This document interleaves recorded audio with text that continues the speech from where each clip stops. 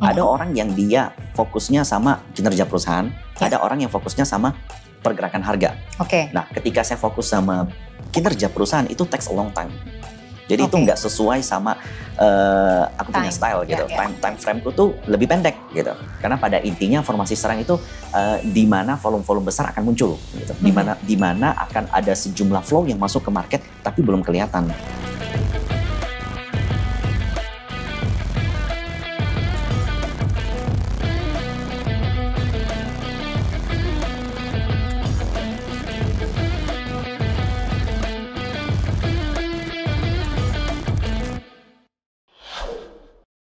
Hai Sahabat Mirai Aset, welcome back to Hidden Master bersama saya Alia Natasha. Happy sekali hari ini kita kedatangan tamu spesial yang diimport langsung dari Pontianak. Dia adalah seorang Master Technical Analysis yaitu Michael Yoh. Hai Michael. Ya, halo Alia dan sahabat Mirai Aset sekalian. Apa kabarnya? Semoga baik ya? Ya, semoga baik. Happy banget nih ada Michael di Hidden Master nih kali ini. Dan kita lihat nih kayaknya sekarang akhir-akhir ini makin sibuk ya jadi influencer saham nih. Wah, enggak juga lah. Enggak juga ya? Kebetulan ada kegiatan aja. Ada kegiatan, oke. Pengen tahu nih dulu tuh awalnya sebenarnya cita-citanya Michael apa nih? Apa emang dari dulu pengen banget jadi trader saham atau ada cita-cita lain nih? Sebenarnya enggak ya, kalau dibilang jadi trader saham boleh dibilang tuh kecelakaan. Oh, oke. Jadi waktu itu kita memang, saya punya usaha, nah di mana usaha saya tuh udah bisa ditinggalkan. Jadi udah ada sistem yang ngebuat saya tuh punya waktu lebih banyak. I see. Kalau boleh tahu usahanya apa nih? Kalau saya di bidang pelayaran, perkapalan, dan penyewaan mobil. Oke, jadi emang jasa transportasi Jasa ya? transportasi, yes. Oke, tapi akhirnya yang membuat ini jadi kecelakaan dan akhirnya membawa berkah dan menjadi Michael Yoh yang sekarang ini apa nih? Awal mula mungkin saya dikenal tuh di forum ya. Jadi ketika saya rajin mengisi forum, nah kemudian ada beberapa undangan untuk berbicara, saya memutuskan sebenarnya waktu itu masih galau tuh. Antara mau muncul apa enggak. Karena selama ini orang nggak ada yang ngelihat kayak wajah saya, muka saya. Tapi ya karena memang dinamika market yang memungkinkan, akhirnya saya memutuskan untuk tampil dan sekarang dikenal sebagai ya maybe chartist atau technical analyst gitu.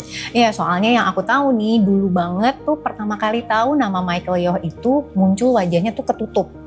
Kayak beberapa media gitu selalu ada Michael Yoh tapi udah pakai masker duluan ya sebelum COVID itu menyuruh kita pakai masker. Nah akhirnya dulu yang membuat Michael melepas masker dan mengenalkan diri ke publik nih apa nih? Karena saya mikir kalau seandainya saya tampil di media terus tanpa identitas, menurut saya nggak mungkin kan. Ada yang kenal wajah saya, kalau kata orang kan nggak kenal maka nggak sayang. Jadi pengen disayang juga ya? Pengen disayang dong. Dan jadi trader pun punya komunitas nggak sih? Mungkin ada orang ngomong kayak saya ini bisa diketemuin di mana-mana gitu. Karena menurut saya juga bagian dari komunitas. Tapi kalau dibilang apakah saya leader? I don't think so sih. Nah, dari beberapa lini bisnis yang Michael kerjakan sekarang ini, sebenarnya mana sih yang paling cuan? Sebenarnya kalau bicara bisnis, tentunya bisnis utama saya, yaitu pelayaran. Jadi di bidang perkapalan. Cuman memang namanya bisnis tuh pasang surut ya. Itu di zaman COVID kali ya. Aku ngisi solar untuk kapal, itu harganya 5 ribuan rupiah. Nah ini karena inflasi tinggi, karena ada disrupsi dari global change minyak dunia. Nah saat ini tuh oil kurang lebih 20.000. Wow. Nah, jadi dalam 2 tahun terakhir naik hampir 400% naik ya? Naik hampir 400%, 4 kali lipat, dan itu ngebuat kayak ya cost sedikit naik. Jadi sebenarnya ya kalau kita bicara bisnis memang ada naik turunnya. Gitu. Apa nih yang membuat dulu tuh tertarik banget dengan ilmu technical analysis yang difokuskan ke chart ini? Nah gini, karena saya tuh orangnya termasuk, jadi kalau menurut saya ketika kita di market tuh ada orang yang dia fokusnya sama kinerja perusahaan, ada orang yang fokusnya sama pergerakan harga. Nah, ketika saya fokus sama kinerja perusahaan itu takes a long time. Jadi itu nggak sesuai sama aku punya style gitu. Time frame-ku tuh lebih pendek gitu. Nah, akhirnya saya memutuskan untuk menekuni dunia technical analysis yang pada akhirnya aku menyadari bahwa sebenarnya dunia fundamental dan teknikal itu beriringan. Cuma time frame-nya itu yang berbeda. Gitu. Jadi ada combine formula dalam menentukan suatu saham yang akan berpotensi atau tetap lebih fokus dan heavy ke technical? Kalau menurut saya kayak zaman sekarang nih ya, kalau kita fundamental murni gitu, at least kita mesti tahu pergerakan harganya, dia sedang dalam tren apa gitu. Kalau kita bicara tren, apakah itu technical? Tren itu bisa dikatakan technical, bisa juga enggak. Tapi at least kalau kita bicara tren, artinya kita harus peduli sama harganya, meskipun kita 100% fundamental. Jadi that's why untuk saat ini kalau saya melihat ya, pure 100% technical atau pure 100% fundamental, itu nggak works juga? Nggak works. Itu akan jauh lebih baik kita punya persentase masing-masing. Nah, jadi persentasenya berapa nih? Nah, kalau saya persentase saya terus terang teknikal saya kurang lebih 70%, 80%. Dan saya minimal untuk saham yang saya beli, ya saya tahu secara garis besar lah. Dan cara tahu dari garis besarnya nih based on apa? Apakah news atau beneran pure chart? Kalau kita bicara news itu berarti disrupsi yang ada di market. Jadi saat ini kan teman-teman kalau ngecari news, kemudian ngelihat berita, itu bertebaran dimanapun, di media sosial, di WhatsApp group, di grup-grup yang lain itu banyak banget berita. Dan kadang tuh noises tuh kebanyakan menurut Jadi di market itu memang too noise gitu. Tapi harus diakuin tanpa media, market tuh nggak atraktif. Jadi memang perlu media. Untuk itu kita harus punya filter. Nah filternya itu kita bisa bicara, minimal kita mengerti garis besar dari bagaimana sih market bekerja gitu. Apa sih sektor-sektor di IHSG gitu.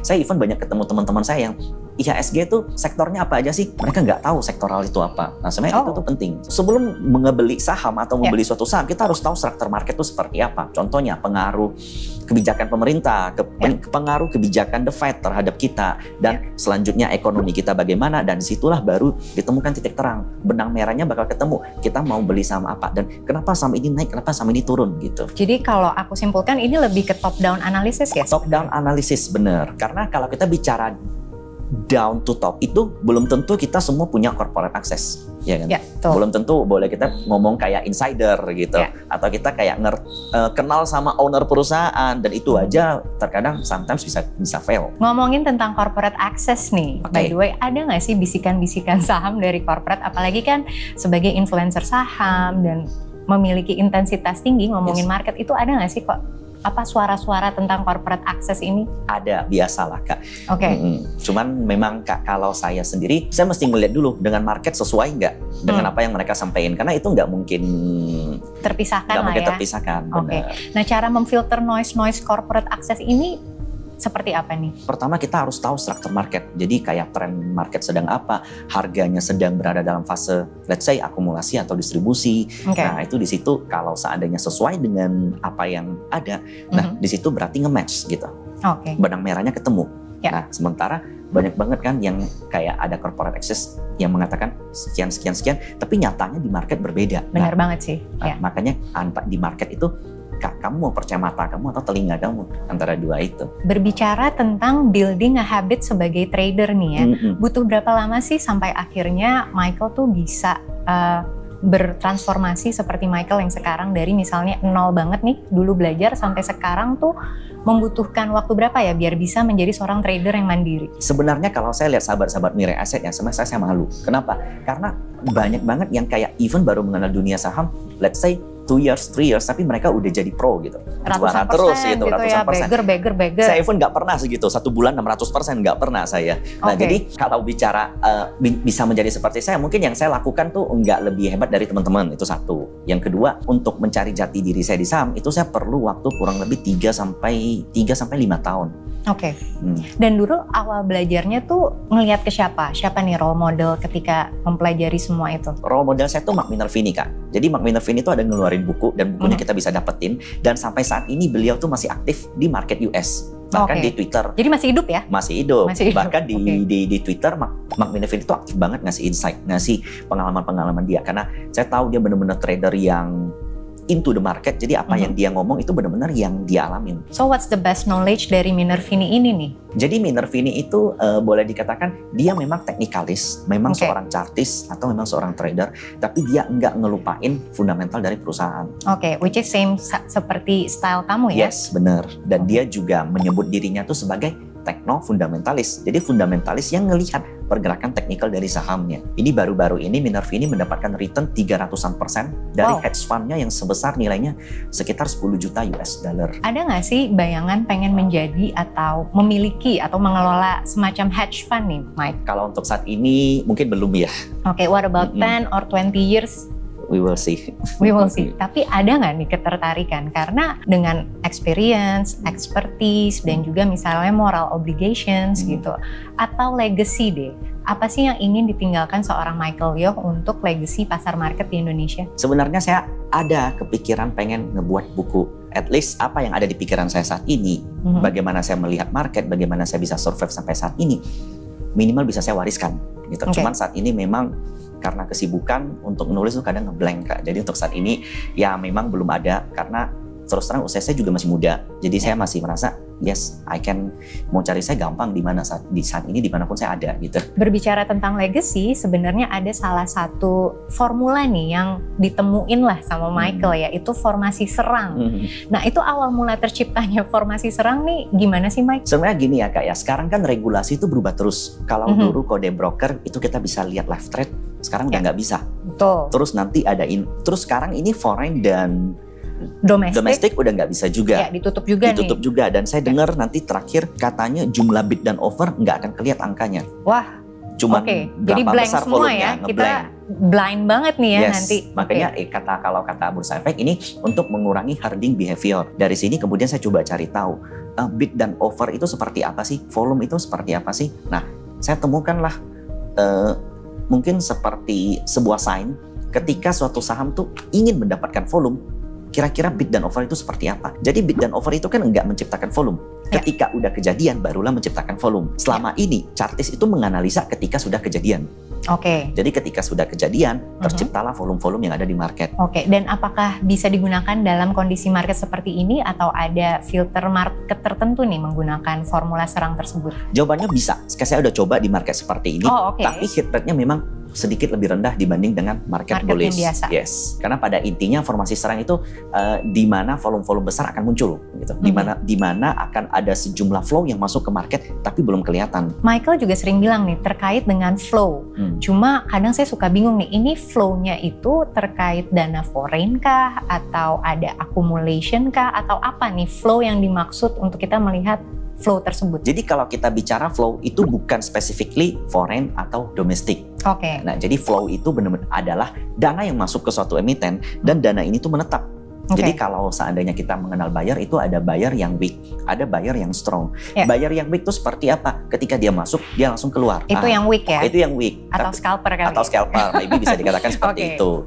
Jadi sementara kalau flow itu dana masuk ke suatu emiten dan dia menetap. Sehingga ada kecenderungan ini merupakan periode akumulasi. Dan itu bakal membuat harga saham kecenderungan naik ke atas. Jadi bisa dibilang yang di hold ya? Yang di hold, betul. Tapi bukan berarti ada flow artinya sahamnya bakal langsung naik. Bisa aja turun dulu. Jadi tahun 2022 ini adalah satu dekade ya Michael untuk mencoba trading. Yes, bukan nyoba lagi sih, udah jadi master ya. Hampir 10 tahun. Selama 10 tahun ini menurut Michael IHSG paling buruk tuh kondisi kapan ya?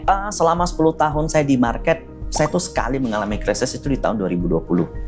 Justru pas COVID kemarin, pandemi. COVID, itu yang paling dalam sebenarnya. Kenapa? Karena waktu itu Kak, blue chip aja ARB dan ARB-nya normal 25%. Dan itu nggak bisa keluar loh. Bayangin, jadi saya merasa kalau kayak wah ternyata mungkin ini the end of my era gitu. Sebenarnya bukan era karena waktu itu saya nggak tampil, belum tampil keluar. Saya ngerasa kalau stocks market ini kayaknya ada bukan tempat yang tepat ini gitu. Saya cabut, tapi ternyata dinamika market itu berubah dengan amat cepat. Nah, kalau saya flashback selama 10 tahun ya, setiap kekalahan besar saya udah tahu saya harus ngapain, yaitu diem. Istirahat dulu, jangan dipaksa gitu. Dan apakah sekarang market seperti ini juga diem atau gimana? Diem tapi enggak dengan, saya masih di market tapi enggak dengan porsi yang besar. Jadi yang selalu saya pelajarin adalah every crisis, setiap kamu jatuh untuk ngebalikin duitnya itu bisa. Asal dengan catatan satu, modalnya tuh belum habis waktu terjadi koreksi. Makanya aku tuh sama kayak teman-teman retail pada umumnya, selalu ngecari formula yang selalu ngebuat aku bisa profit gitu. Selalu gimana bisa ngembangin modal aku. Yang akhirnya aku pelajari adalah enggak ada sistem yang selalu berhasil sepanjang masa. Enggak ada juga saham yang selalu sukses naik sepanjang masa. Dan sekarang nggak ada juga jagoan-jagoan yang selalu hit rate-nya tinggi sepanjang masa. Maka dari itu satu hal, kita harus selalu memanage resiko kita sepanjang masa. Maka dari itu ada satu kalimat yang buat saya jatuh cinta sama Minervini. Dia bilang gini, a good trader is don't care about the upside. Dia nggak peduli saham mau naik ke berapapun, kalau seandainya dia udah punya profitnya dia nggak peduli. Yang dia pedulikan itu resikonya atau ketika dalam posisi floating loss. Dan kalau boleh tahu nih loss paling gede secara persenan aja deh Mike, berapa sih? Itu 23% Kak di tahun 2020. Hanya 23%? 23% tuh udah termasuk besar Kak. Karena every market minus itu saya selalu kurangin porsi, saya nggak lipetin. Jadi every market drop saya selalu kurangin gitu. Dan itu saya udah merasa kalau sistem saya itu fail gitu. Tapi kalau profit? waduh nggak bisa. Ini profitnya di rolling lagi atau? Kalau bicara profit, saya bukan termasuk tipe yang compounding. Jadi ketika ada profit saya ambil, kemudian saya pindahin ke aset yang lain. Di flexing nggak? Aduh, kalau itu janganlah. Itu enggak ya, tapi masuknya ke aset ya? Yes, masuk berarti ke aset lebih lain. Mungkin ke expanding business? Hedging, yes. Oke, hedging? Yes. Nah, Michael sendiri nih juga berinvestasi di saham luar nggak sih selain IHSG? Oh, enggak. Jadi full di IHSG nasionalis aja. Banget ya. Oke, kalau tadi kan di pasar saham 23% loss-nya. Kalau secara pebisnis nih, usahanya pernah loss berapa persen sih? Saya bicara ya, saya di usaha real dengan di market, justru loss lebih gede itu bisa terjadi di usaha asli. Di real business ya? Yes, saya pernah punya kapal yang tenggelam Kak di tengah laut. Dan itu boleh dikatakan selama 5 tahun bekerja, itu sia-sia. Habis. Nah kalau sementara teman-teman trading 5 tahun sejelek-jeleknya bisa sampai kemana sih gitu kan. Ya. Ini 5 tahun udahlah leverage, habis lagi. Jadi boleh dikatakan itu 100% habis. Tapi apa yang akhirnya bikin kamu coming back dan tetap mengusahakan agar usahanya terus berlanjut nih berarti sampai sekarang? Kalau saya perhatiin setelah saya belajar dari pengalaman ya, apapun itu, sedalam apapun kita sedang berada di posisi bawah, kalau kita masih punya kemauan untuk maju, itu tetap bisa. Yang penting kita harus lupain apa yang terjadi di belakang. Jadi ketika ada 2 tipe orang yang ketika menghadapi kegagalan. Yang pertama, dia gunakan kegagalan itu untuk menjalani kehidupan selanjutnya, yang artinya dia pijak kegagalan itu dan itu jadikan pengalaman. Ada yang ngebawa itu untuk membuat dirinya tersiksa sendiri. Jadi victim. Jadi kayak playing victim. Jadi kayak merasa kalau bisnis ini nggak cocok untuk aku, bisnis ini ngemakanin duit aku. Gimana sih cara membuild habit sebagai professional trader nih? Kan pasti ada masa transisi nih dari pengusaha menjadi seorang trader.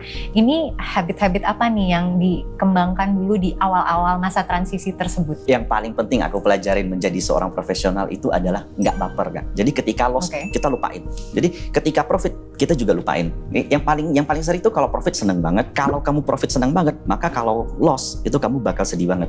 Maka itu kita harus manage, kita punya emosi di market. Kalau seandainya kita profit banget pun, langsung jaga jangan sampai itu berbalik jadi minus. Begitu kita minus, langsung dijaga batas maksimal kita punya resiko. Dengan kita lakuin ini, kita nggak akan baper di market. Salah satu alasan orang berhenti di market itu karena baper. Ada nggak sih cita-cita pensiun dini untuk seorang Michael Yo? Kalau bicara pensiun dini Kak, aku termasuk salah satu orang yang paling nggak setuju sama yang namanya pensiun. Seiring bertambahnya usia, tenaga kita melemah. Tenaga kita yang dulu kuat, semakin lama semakin berkurang. Jawabannya adalah kita harus meng-create sistem di mana tugas kita bisa didelegasikan. Jadi sebenarnya bukan pensiun, tapi bagaimana memanage pekerjaan kita. Kalau yang dulu kerja keras kita masih bisa, nah sekarang mungkin jadinya kerja smart. Jadi kalau bicara pensiun dini, terus terang selama kita masih bisa berproduktif, selama kita masih bisa melakukan doing something untuk pengembangan diri, jangan pernah berpikir untuk pensiun dini. Tapi kalau soal financial freedom atau financial independent retirement early, itu siapapun pasti mau gitu. Dan itu tergantung, kalau menurut saya bukan masalah kita mengumpulkan duit sebanyak-banyaknya, tapi bagaimana kita bisa menjalani kehidupan yang sesuai dengan pengeluaran aja sih. Itu udah cukup sebenarnya. Boleh tahu nggak sih ada target khusus nggak sih untuk seorang Michael Yo dibilang kaya tuh punya berapa M sih, punya berapa triliun sih? Kalau di filosofi hidupku, kaya itu berarti kita udah nggak perlu mencari lagi. Kita hanya memberi gitu. Apakah sekarang masih mencari? Masih persimpangan antara mencari dan memberi Kak. Dan pesan terakhir nih, ada nggak sih pesan untuk sahabat Mirai Aset, terutama yang masih muda, yang pengen transisi jadi professional trader? Is there any one message yang bisa disampaikan untuk sahabat Mirai Aset? Banyak milenial yang aku lihat, dia terjun ke market tuh dengan motivasi yang salah. Dia awal ngebuka rekening itu tujuannya tuh untuk menjadi kaya. Kemudian untuk mendapatkan profit sebesar-besarnya. Kalau motivasi kalian dari awal adalah ini, maka kalian akan salah jalan. Jadi harusnya motivasinya yang seperti apa nih? Jadi gini, di market itu, Albert Einstein bilang di market itu ada salah satu keajaiban dunia yaitu compounding. Sebenarnya dengan compounding, profit sekitar 20 atau 30%, itu artinya kalian udah ngalahin majority market. Dan itu kalian lakukan konstan selama 5 tahun, 6 tahun, sampai 10 tahun, aset kalian akan bertumbuh. Yang seringkali menjadi permasalahan milenial itu adalah melihat terlalu short term. Kalau beli cuman segini, dia bilang begini, kapan kayanya gitu. Kalau beli saham blue chip, kapan kayanya gitu. Sebenarnya kalau kita bicara long time period dengan sifat compounding, melipatkan aset, itu artinya Satu, kalian harus memanage resiko kalian. Maka ketika kalian udah berhasil melakukan itu, maka nanti kalian akan menikmati proses yang cukup panjang di mana nanti kalian akan sadar kalau oh inilah jati diriku, inilah yang seharusnya sebenarnya aku lakukan. Yes. Oke, baik Michael, terima kasih banyak ya atas insight-nya. Ini Mirai bermanfaat banget loh buat sahabat Mirai Asset. Seru banget ya ngobrol-ngobrol bersama Michael Yoh yang ternyata juga memiliki banyak side hustle. Terima kasih untuk Grand Mahakam Hotel.